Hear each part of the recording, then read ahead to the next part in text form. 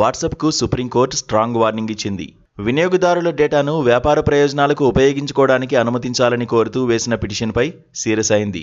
దేశ పౌరుల డేటాను దోపిడీ చేసే చర్యలకు తాము అనుమతించేదే లేదని తెలిపింది. ఎట్టి పరిస్థితుల్లోనూ అది జరగదని స్పష్టం చేసింది. ప్రముఖ సోషల్ మీడియా దిగ్గజ సంస్థ మెటా వాట్సాప్కు సుప్రీంకోర్టు స్ట్రాంగ్ వార్నింగ్ ఇచ్చింది. వాట్సాప్ గోప్యతా విధానంపై మెటాను హెచ్చరించింది. నిబంధనలు పాటించకపోతే భారతదేశం నుంచి వెళ్లిపోవచ్చంటూ సీరియస్ అయింది.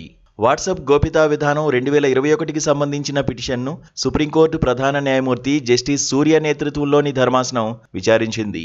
ఈ సందర్భంగా తమ దేశ ప్రజల గోప్యతతో మీరు ఆటలాడుకోలేరని, తమ డేటాలో ఒక్క అంకెని కూడా మీరు పంచుకోవడానికి అనుమతించేది లేదని తేల్చేసింది. భారతీయుల డేటాను దోపిడీ చేయడానికి కుదరదని, అవసరమైతే భారత్ నుంచి వెళ్లిపోవచ్చంటూ సుప్రీంకోర్టు సీరియస్ అయింది.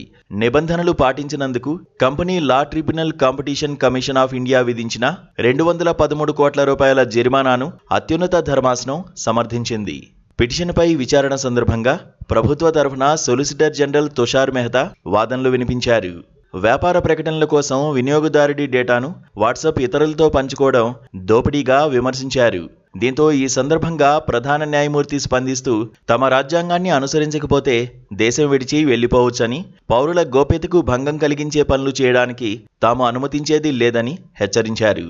కొన్నిసార్లు మీ విధానాలను అర్థం చేసుకోవడంలో కూడా తమకు ఇబ్బంది ఉంటుందని, దేశంలోని లక్షలాది పేదలు, చదువురాని ప్రజలు వీటిని అర్థం చేసుకోగలరా అంటూ ప్రశ్నించింది. పేద మహిళ లేదా రోడ్డు పక్కన వ్యాపారులు అర్థం చేసుకోగలరా అంటూ ప్రశ్నలు కురిపించింది. వాట్సాప్కు జరిమానా విధించింది. దీన్ని సవాల్ చేస్తూ 2025లో మెటా, వాట్సాప్ సుప్రీంకోర్టును సంప్రదించాయి.